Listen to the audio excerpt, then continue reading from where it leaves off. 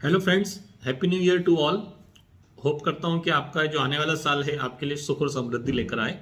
मैं doctor Sumit Jaiswal, plastic surgeon. आज हम आपसे गायनेकोमेस्टिया के लिए बात करेंगे। काफ़ी सारे वीडियो इस विषय में हम लोग पहले भी बना चुके हैं। हम लोग जो रिसेंट जो नया डेवलपमेंट हुआ है कि we will be available in Bangalore also for our routine visit for all our cosmetic and reconstructive procedures. So gynaecomastia क्या होता है? मेल बूब्स जिसे कहा जाता है, बहुत कॉमन कंडीशन है, कई लोगों में होती है, कई बार अपने आप ठीक भी हो जाती है। आमतौर पर 12, 13, 14 साल की एज में स्टार्ट होती है और 18, 19 साल तक अपने आप ठीक हो जाती है मोस्ट ऑफ द केसेस में। लेकिन यदि वो लंबे समय तक रहती है, मतलब 19-20 साल के बाद भी रहती है, या फिर कम उम्र है लेकिन साइज बहुत ज़्यादा है जो कि सोशल एम्ब्रेसमेंट का कारण है, तब हम उसमें कोई इंटरवेंशन करते हैं। मोस्टली जो पेशेंट्स आते हैं उनकी मेन दिक्कत ये रहती है कि कॉस्मेटिक कंसर्न रहता है, सोशल उन्हें लोगों से इंटरेक्ट करने में उसकी वजह से कॉन्फिडेंस में कमी रहती है, बिना शर्ट के नहीं घूम सकते, टाइट टी शर्ट नहीं पहन सकते, स्विमिंग पूल में नहीं जा सकते, ये सारी दिक्कतें रहती हैं। कई लोग हॉस्टल में एडमिशन लेने वाले रहते हैं तो वहाँ पर उन्हें अपने पीयर्स के द्वारा परिहास का विषय बनना पड़ सकता है। कई बार शादी होने वाली रहती है, उसके पहले लोग आते हैं हमारे पास प्रोसीजर कराने के लिए। तो जो भी कारण हो, जैसे भी हो, उसमें मेन चीज़ ये रहती है कि हमें ट्रीटमेंट तभी करना रहता है जब पेशेंट उसके बारे में जानता हो और उसे उसके बारे में उसकी वजह से कोई दिक्कत हो रही हो। अगर उसका हम लोग कोई ट्रीटमेंट नहीं भी करेंगे तो भी कोई प्रॉब्लम नहीं, वो वैसे ही रहेगा। कई लोग सोसाइटी में रहते हैं जिनका साइज चेस्ट का बड़ा रहता है लेकिन उन्हें कुछ आइडिया नहीं रहता है, उन्हें कुछ उसके प्रति कंसर्न नहीं रहता है, तो हमें इसको कुछ करने का ज़रूरत नहीं है, क्योंकि ये कोई ऐसे बहुत सीवियर या सीरियस कंडीशन नहीं है।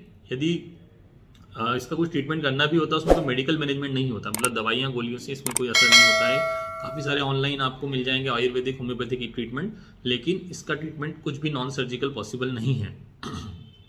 इसका कारण जो होता है, बॉडी में हार्मोनल चेंजेस होते हैं मोस्टली 14-15 प्यूबर्टी के बाद, उस एज में। तो कई बार फीमेल हार्मोन ज़्यादा हो जाता है मेल हार्मोन की तुलना में, मतलब रेशियो का अल्ट्रेशन होता है, तो उस वजह से फीमेल्स में जो फीचर होते हैं, चेस्ट की स्किन के नीचे ब्रेस्ट और फैट और ग्लैंड का जमा होना, वैसा मेल्स में होता है। फिर बाद में वो हार्मोन का लेवल वापस से नॉर्मल भी आ जाता है, लेकिन उसके जो कॉन्सिक्वेंसेस रहते हैं, मतलब कि चेस्ट का इन्लार्जमेंट वो बना रहता है। सो बॉडी में मोस्टली कोई हार्मोनल इम्बेलेंस नहीं होता है जब पेशेंट हमारे पास आता है, सिर्फ फिजिकल कंडीशन रहती है, और इसी वजह से उसका कोई मेडिकल ट्रीटमेंट नहीं होता, क्योंकि आप बायोकेमिकली आपका बॉडी में कुछ भी प्रॉब्लम नहीं है। सो ट्रीटमेंट जो होता है ट्रेडिशनली सर्जिकल होता था, जिसमें कि पूरा सा कट लगा के उसको सर्जिकली निकालते थे, हॉरिजॉन्टल इंसिजन लगता था। अब जो करते हैं हम लोग करते हैं जिसमें कि मिनिमल इन्वेजिव सर्जरी, जिसमें कम से कम स्कार, कम से कम निशान रहता है, जिसमें छोटे से होल से कुछ सॉल्यूशन डालते हैं, वो सॉल्यूशन उस फैट को, ग्लैंड को ब्रेक डाउन कर देता है, नम कर देता है उस एरिया को, ब्लीडिंग को रोक देता है, और फिर उसी होल से उसको सक्शन करके निकाल देते हैं। करीब 45 मिनट्स का प्रोसीजर रहता है ग्रेड के हिसाब से, और 3 से 4 घंटे में हम लोग पेशेंट को डिस्चार्ज कर देते हैं। बहुत ज़्यादा आफ्टर केयर का ज़रूरत नहीं रहता है, सिर्फ एक बेल्ट देते हैं लगाने का, वो आपको बेल्ट आपको लगा के रखना रहता है for next 5 days, 7 days, 2 weeks, 3 weeks, depend करता है कितना बड़ा साइज़ का आपका चेस्ट था। इसमें अलग अलग ग्रेड्स रहती हैं, 1, 2, 3, 4, उसमें बहुत ज़्यादा अंतर नहीं पड़ता है, हम लोगों का कॉस्ट में बहुत ज़्यादा वेरिएशन नहीं है, और उसमें ट्रीटमेंट सेम रहता है चाहे जो भी ग्रेड हो। अब जो हमने लाइपोसक्शन करा था उसके बाद कुछ अगर ग्लैंड बचती है तो हम लोग उस ग्लैंड को निकालने के लिए निप्पल एरियोला और स्किन के जंक्शन पे एक छोटा सा इंसिजन लगा के उस ग्लैंड को निकाल देते हैं।